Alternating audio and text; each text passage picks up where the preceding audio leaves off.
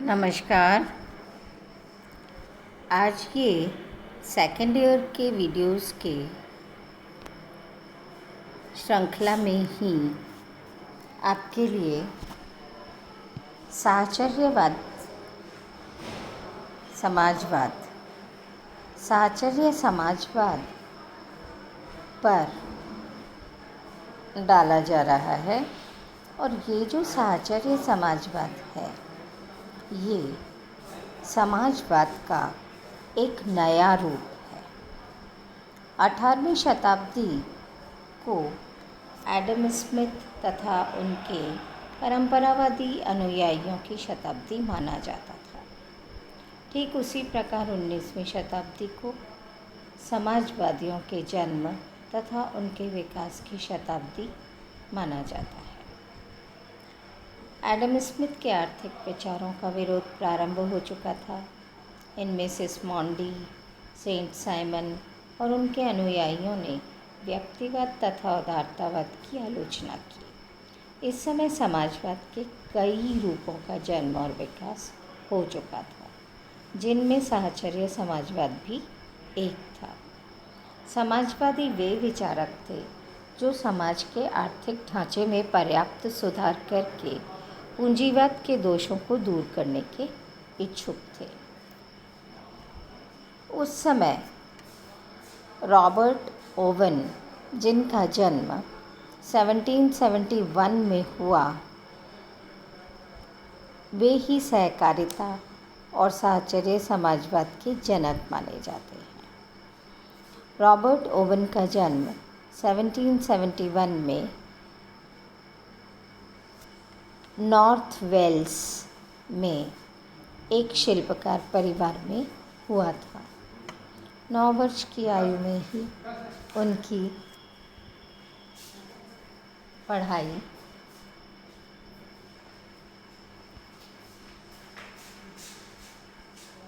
छूट गई थी और वे घर में ही इतिहास, जीवनियाँ और सब वृत्तांतों के माध्यम से ज्ञानार्जन करते रहे। 18 वर्ष की आयु में वे मैनचेस्टर चले गए।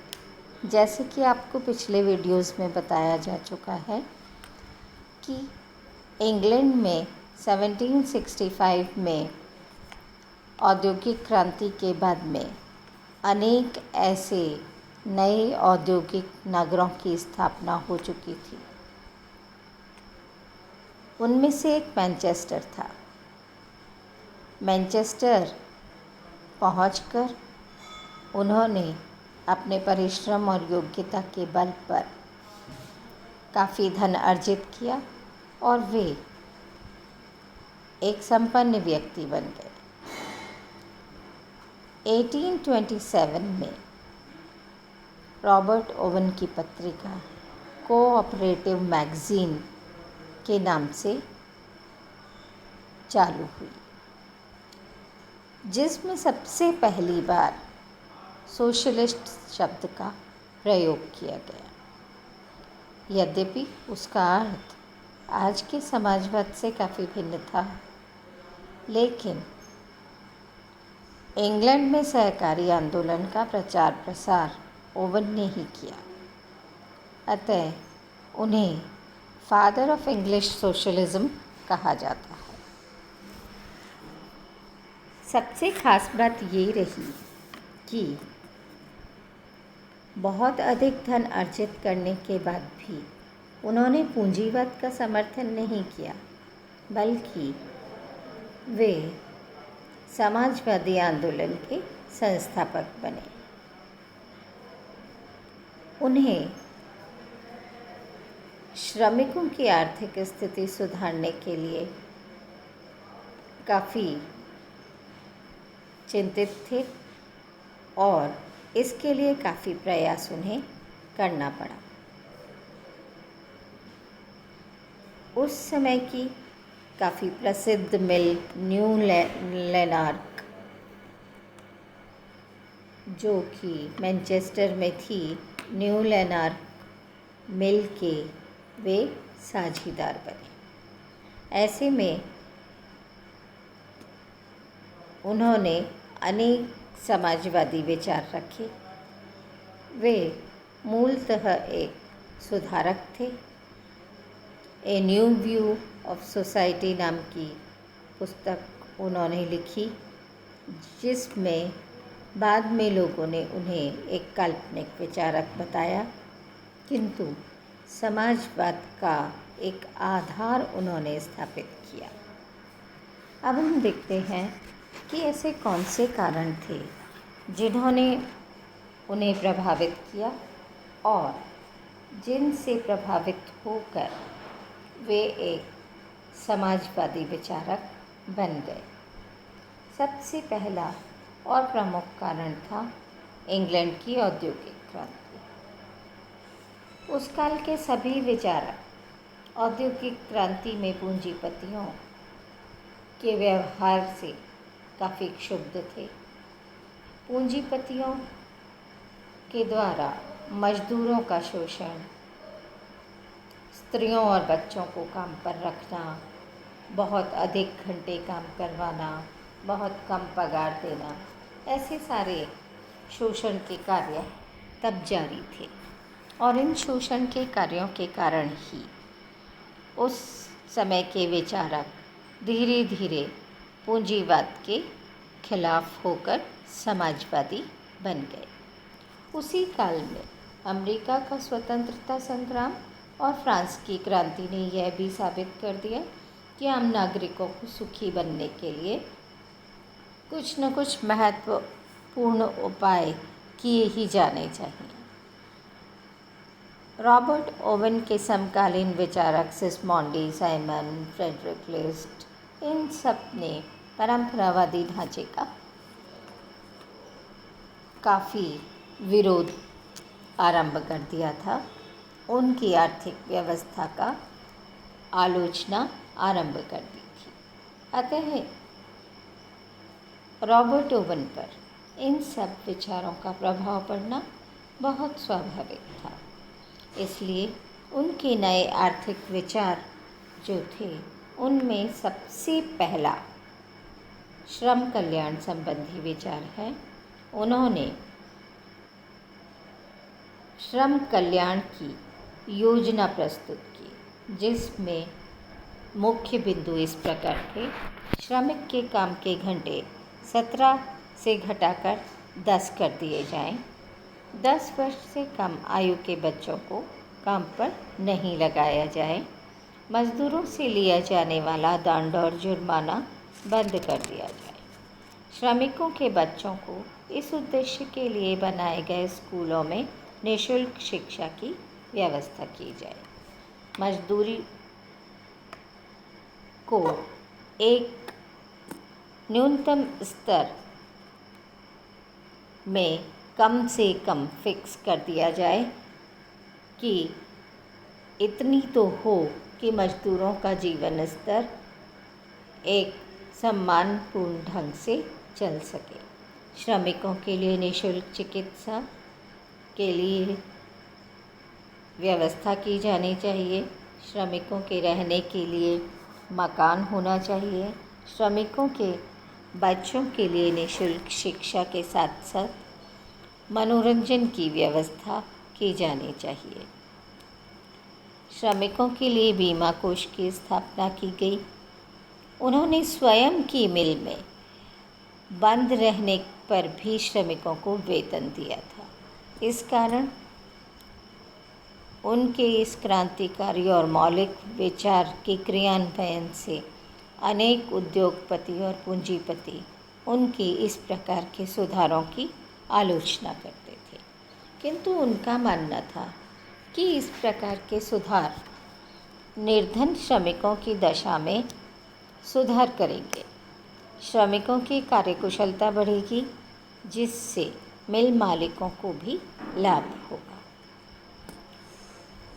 इस प्रकार के विचारों को स्वयं क्रियान्वित करके उन्होंने सरकार से भी अपील की कि श्रम नियम बनाकर श्रमिकों की दशा को सुधारने में सहायता करें।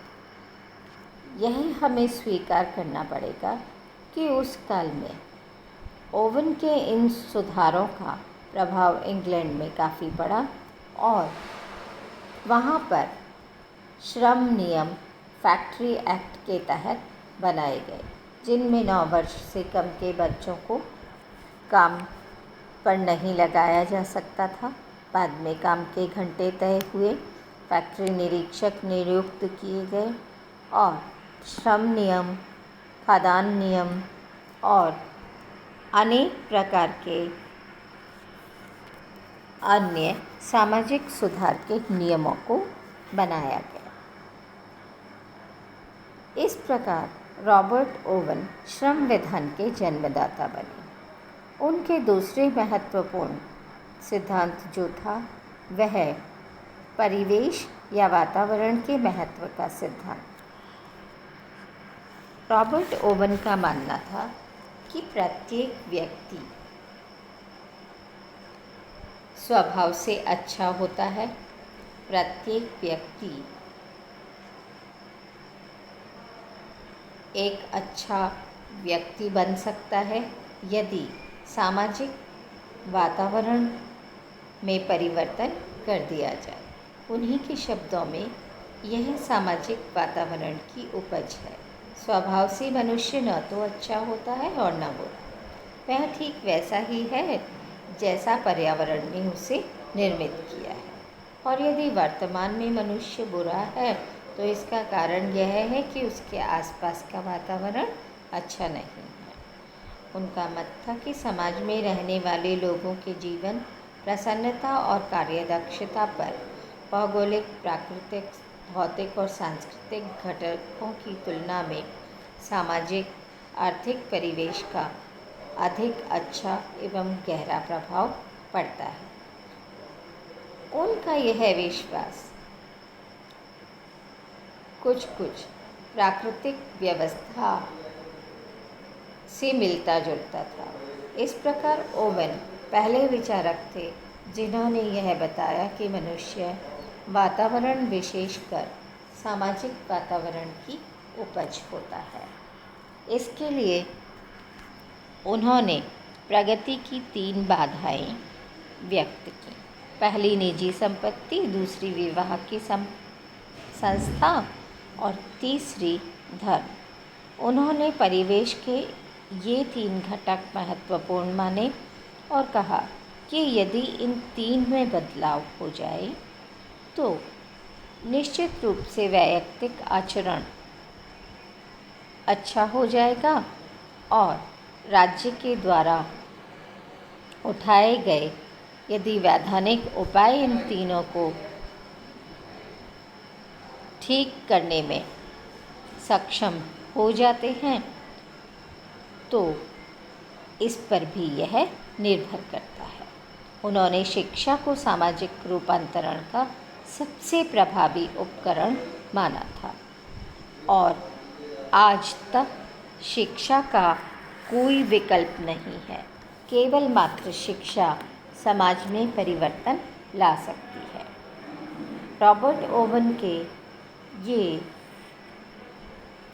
जो प्रयोग थे उन्होंने इसे व्यावहारिक रूप में भी डाला।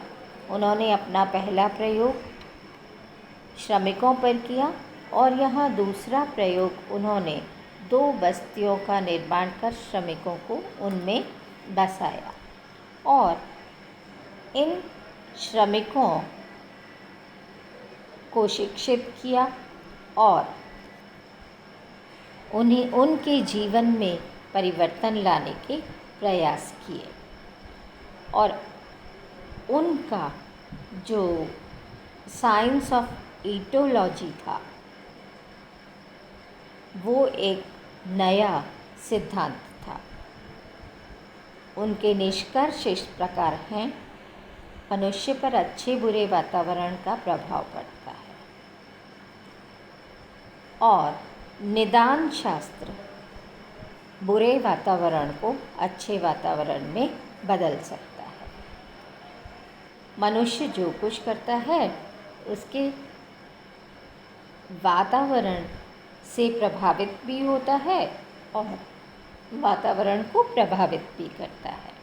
जिम्मेदारी का विचार मूर्खतापूर्ण होता है और कई बार इससे काफ़ी नुकसान भी होता है। उनके विचारों में आर्थिक क्षेत्र में प्रभाव सामाजिक क्षेत्र से पड़ता है।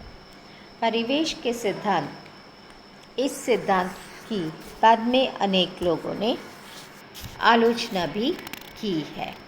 ओवन प्रतिष्ठित विचारकों के इस मत से सहमत नहीं थे कि बाजार मूल्य दीर्घकाल में लागत के बराबर हो जाता है, अतः लाभ भी शून्य हो जाता है। ओवन बिल्कुल भी इस मत के सहमत नहीं थे, क्योंकि उनके अनुसार स्पर्धा यदि शुद्ध है तो लाभ लूट का माल दोनों ही साथ साथ रहते हैं। पूंजीवादी समाज की मनोवृत्ति सस्ता खरीदो और महंगा बेचो ही रहती है, यह चाहे कितने भी प्रकार के वैधानिक नियमों के अंतर्गत ही क्यों न हो। ओवन लाभ की समाप्ति पर एक ऐसे आदर्श समाज की स्थापना करने की कल्पना करते हैं जो कि आर्थिक संकटों से मुक्त हो। ऐसे में उनका ये मानना था कि मुद्रा का प्रयोग बंद कर दिया जाए, क्योंकि धात्विक मुद्रा ही अपराध, अन्याय और आवश्यकता का कारण है, जो चरित्र को नष्ट करके जीवन को अव्यवस्थित कर देती है। इस प्रकार मुद्रा या स्वर्ण के माध्यम से ही जो लाभ कमाया जाता है, उसके बदले में उन्होंने लेबर नोट्स, श्रम पत्रों के उपयोग का एक नया विचार प्रस्तुत किया। उनकी योजना में उन्होंने लंदन में केंद्रीय सरकारी डिपो के रूप में एक इक्विटेबल लेबर एक्सचेंज की स्थापना की, जो कि उत्पादकों की सहकारी समिति का एक रूप थी।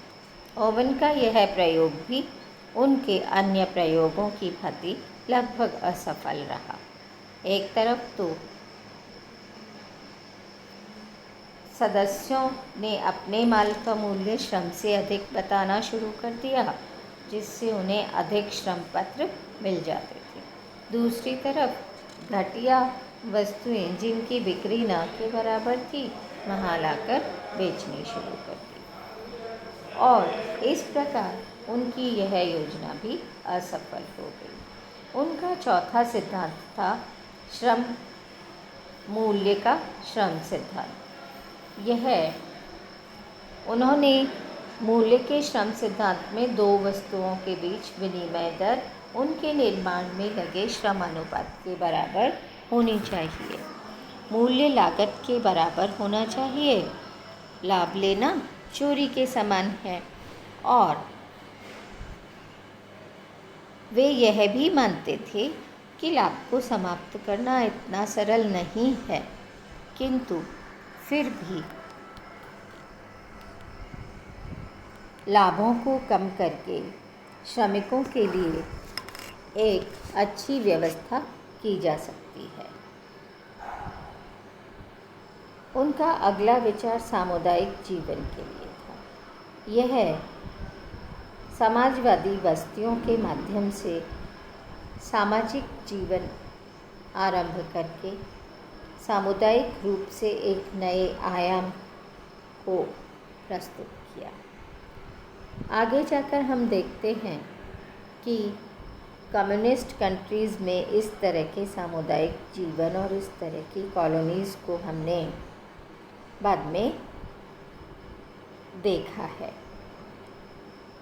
यहाँ रॉबर्ट ओवन ने योजना बनाई कि गांवों का पुनर्निर्माण हो, जिसमें कृषक और श्रमिक परिवार रहें, वे सब लोग सामूहिक रूप से जीवन बिताएं और ये सभी परिवार एक ही छत के नीचे मिलजुल कर रहें, सामर्थ्य के अनुसार उत्पादन संबंधी क्रियाएं करें और सब मिलकर उत्पादन को यह देखे बिना कि किसने कितना उत्पादन किया है, आपस में बांट लें। इस योजना को उन्होंने पार्लियामेंट के समक्ष प्रस्तुत किया। पार्लियामेंट की समिति ने इसे अस्वीकृत कर दिया। इस समिति में डेविड रिकार्डो भी एक सदस्य थे। बाद में उन्होंने व्यक्तिगत संपत्ति के उन्मूलन का भी सिद्धांत व्यक्त किया और व्यक्तिगत संपत्ति के उन्मूलन के इस सिद्धांत से वे पूर्णतः उस समाजवाद को जन्म दे देते हैं जो बाद में साम्यवाद बन गया। ओवन के विचारों को यदि हम समीक्षात्मक दृष्टि से देखें तो रॉबर्ट ओवन एक आदर्शवादी, नैतिक और काल्पनिक विचारक थे। उन्हें काल्पनिक कहा जा सकता है, हालांकि उन्होंने ऐसे उस समय एक्सपेरिमेंट्स किए जो बाद में कई देशों में, पूरे के पूरे देशों में चले, लेकिन उस समय ये सब सफल नहीं हुए। उनका सामुदायिक जीवन का विचार कम्युनिस्ट कंट्रीज़ में चला। उनका जो श्रम नियम बनाने का सिद्धांत था, जो विचार था, वो आज पूरे विश्व में फैला हुआ है। प्रत्येक राष्ट्र के पास में यह श्रम नियम और श्रमिकों के लिए दी जाने वाली सुविधाएं और सामाजिक सुधार कार्यक्रम हैं। तो ओवन के उद्देश्य बड़े पवित्र थे। उनके उद्देश्यों में प्रकृति एवं उच्च चरित्र दोनों ही हमें दिखाई देते हैं। वे समाज और व्यक्ति की प्रकृति और चरित्र को बदलना चाहते हैं। उनके लिए अर्थ साधन या साध्य नहीं है, बल्कि वे समाज में सामाजिक बुराइयों को समाप्त करके आर्थिक विकास करना चाहते हैं। अतः ओवन ने लाभ को समाप्त करने के विचार को प्रस्तुत करके मार्क्स और एंजल जैसे लोगों को के विचारों को आधार प्रदान किया। आदर्श समाज की कल्पना में उन्होंने टकराव और प्रतिस्पर्धा की जगह सहकारिता की भावना को प्रमुखता दी और इसीलिए उनके विचारों को साहचर्य समाजवाद कहा जाता है। ओवन व्यावहारिक और कौशल के धनी थे, लाभ को आवश्यक बुराई मानते थे और एक ऐसी उत्पादन व्यवस्था की खोज में लगे रहे जो बिना लाभों के कार्य कर सके, और ऐसी बिना लाभों के कार्य करने वाली सहकारी संस्थाएं बनाना उनके आंदोलन से जुड़ा रहा। यह सहकारी आंदोलन सर्वप्रथम उन्हीं के द्वारा आरंभ किया गया। इस प्रकार पूरे विश्व में सहकारी आंदोलन के प्रणेता के रूप में हम रॉबर्ट ओवन को मान सकते हैं। जिन मुख्य बातों के लिए उन्हें याद किया जाता रहेगा वे हैं साम्यवाद को एक आधार देना, जो कि मूल रूप से सामाजिक समता को जन्म देता है। उन्होंने मिल में ऐसे विधान की स्थापना की, बाल श्रम को रोकने का कार्य किया, श्रमिकों के लिए नियम और कानून बनवाए, सहकारी आंदोलन के संस्थापक और साइंस ऑफ ईडियोलॉजी या समाजशास्त्र में निदान शास्त्र को जन्म दिया। वे प्रथम व्यक्ति थे जिन्होंने समाजवाद शब्द का प्रयोग किया। औद्योगिक मनोविज्ञान के क्षेत्र में उनका योगदान अमूल्य है। वे ही प्रथम व्यक्ति हैं जिन्होंने श्रम पर के साथ में होने वाले शोषण के विरुद्ध केवल आवाज़ नहीं उठाई, बल्कि ठोस कार्यक्रम भी प्रस्तुत किया।